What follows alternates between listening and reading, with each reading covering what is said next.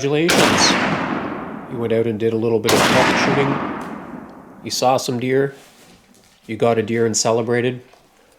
Maybe like me, you had to track that deer, and then you found it, skinned it, and hung it up.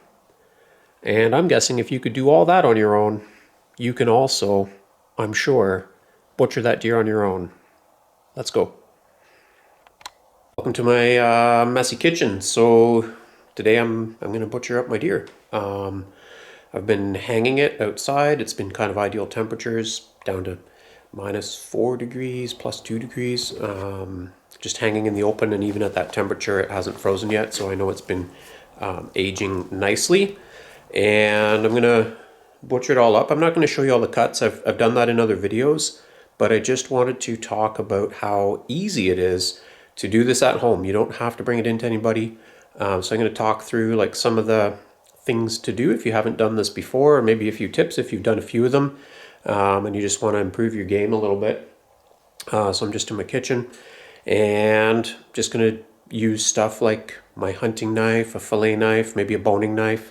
I've butchered deer all the way through with a fillet knife before. I've done most of it with my hunting knife before, even a pocket knife. It's not super complicated.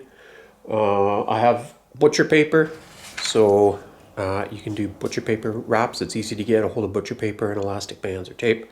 I have a Food Saver vacuum sealer. It's an item you can get at just about anywhere, such as Bass Pro Cabela's, which also has a bunch of other home butchering supplies. And those out of air vacuum sealer bags, which I've been really happy with, which are quite a bit cheaper than using some of the other brand of vacuum sealer bags, and they're extra thick and things like that. I'm also using I have a meat saw. You can do all boneless cuts. Sometimes I like to do bone-in, so I have a meat saw. I know that they're pretty inexpensive to get at Princess Auto, which like Bass Pro Cabela's has a pretty extensive section of home butchering supplies, which is really, really handy, helpful. Just gonna put this deer in the freezer. I also, maybe at the end of the video, after a little bit of chit chat and showing you some footage, I got Stevie Funfair coming over for a grouse hunt, so we'll probably cook up some of this venison tonight or tomorrow night, and that'll be, as I said in this video, but probably also a winter grouse hunting video. So one of the important things that you're going to need is a little bit of workspace. In this video, I've got the deer in my kitchen. I've butchered deer on the ground, on a kitchen floor, in a basement, on a picnic table, on the grass, pretty much just about anywhere. But if you've got the luxury of a clean space and a warm space, that's a big help. So here I'm in my kitchen. The carcass will warm up as you're working if you're in a warmer space. So it's helpful to also have a fridge or the cold outdoors nearby to bring cuts out and cool them down as you're working on them, as you'll find that the meat is much easier to handle when it's cold. The first thing I like to do is to take off the front shoulders. There is no joint, so they're pretty easy to separate. And then I really get down to trimming. You need to set aside probably a full day if you haven't done a deer before. This is probably the 20th or 30th deer that I've butchered, and it still takes me most of a day or even a little bit more of a day to do a good job butchering my deer. And because you have the luxury of that time, I'm pretty sure that you'll be able to do a cleaner job. You might not get your cuts as nice as a butcher, but you'll be able to do a cleaner trimmer job than butchers will be able to do for you. So most of the time that I spend is going to be on separating as much of the fat and silver skin and tendons from the meat as I can. And you'll see that as I go through this deer, most of the time that I spend is going to be picking off little bits of fat here and there. I have a bowl set aside, so all those trimmings I can use to feed my dog. I might put it out for bird bait. And this year, actually, I'm taking everything outside and throwing it in a pile with a couple of game cameras in the woods to see what wild animals will come to those deer trimmings. So you're going to want to trim around as much as you can. One of the trickier parts is taking off the hindquarters because there is that hip joint. And again, you might mess it up the first few times you do it, but watch a few videos that show good instructions. Grab yourself a butchering book of livestock and game, which is how I began, and just follow through their instructions, and every year you'll find that you get better and better. And again, I've done lots of deer before, and I'm still learning new cuts, new tricks as I go through this process. So I like to use my saw to remove the shanks. I've got those bagged up separately for soups and stews later on. Another thing that I did this year that I haven't done in the past is I spent a lot of time actually working without the knife, so using my thumbs to really get between those membrane layers of the fat and the muscle.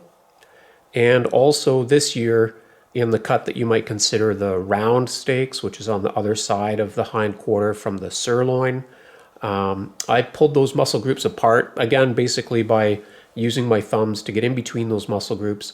And I found that instead of cutting off big steaks that have multiple muscle groups as part of them, I was able to just get each muscle group and then cut it down into nice little chop-sized steaks that were a lot trimmer and had less silver skin on them. Again, as you go through that process, you're going to find the cuts that you want to turn into steaks because they look nice and steaky. I like to do a lot of stew meat. I tend not to do grinding meat because I cook with stew meat a lot more than I do with grinding meat. So I have another bowl which I've set aside, and all the trimmings that aren't a steak or a roast go into that bowl. And then later I'll very carefully go through and cut away all the fat, all the silver skin, and make nice stew chunks. Although you can butcher a deer with just about any knife that you might have, and as I mentioned, I've done this process with a skinning knife, with a pocket knife, with a hunting knife. I do find that having several knives available and keeping them sharp through the process is really important. The fillet knife is especially helpful when you are cutting apart your little stew chunks or you're trimming the edges of your roasts.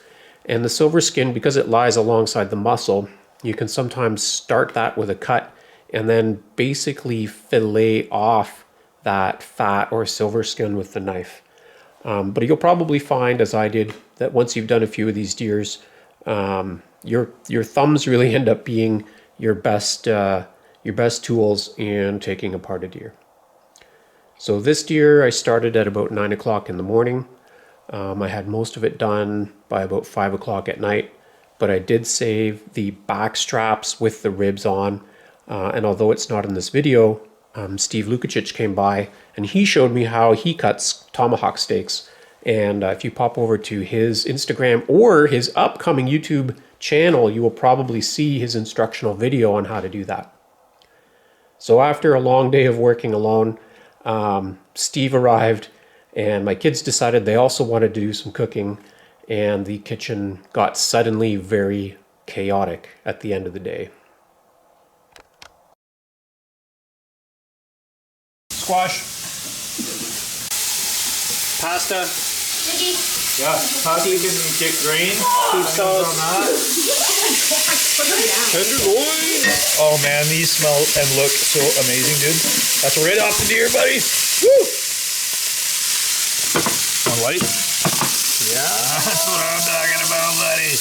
Yeah, they're really soft to the touch. They're going to be tender. Look at that. They don't need long in the pan. Look at that. These are done, dude.